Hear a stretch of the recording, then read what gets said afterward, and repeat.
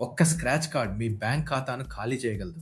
ఎటువంటి ఓటీపీ అడగకుండానే రూ. 9,854 మాయమైన ఈ కొత్త మోసం గురించి మీకు తెలుసా? ఈ బాధితుడికి వాట్సాప్‌లో ఒక ఆకర్షణీయమైన స్క్రాచ్ కార్డ్ వచ్చింది. దాన్ని స్క్రాచ్ చేయగానే ఒక పేమెంట్ పేజీకి దారితీసింది. ఇది చూడటానికి చాలా నిజమైనదిగా కనిపిస్తుంది. ఇక్కడే అసలు చిక్కుంది. మోసగాళ్ళు బాధితుడిని కేవలం వెరిఫికేషన్ అనుకునేలా నమ్మించి అతనితో యూపీఐ ఆటోపే మ్యాండేట్‌ను ఆమోదింపజేశారు.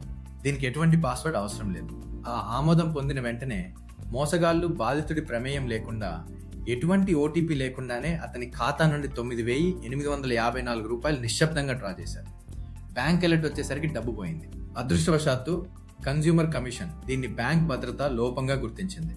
బాధితుడు ఎటువంటి ఓటీపీ వివరాలు పంచుకోలేదు కాబట్టి ఆ సొమ్మును తిరిగి చెల్లించాలని బ్యాంకును ఆదేశించింది. మీరు మీ యూపీఐ యాప్లలోని ఆటోపే సెట్టింగ్స్ను వెంటనే తనిఖీ చేయండి.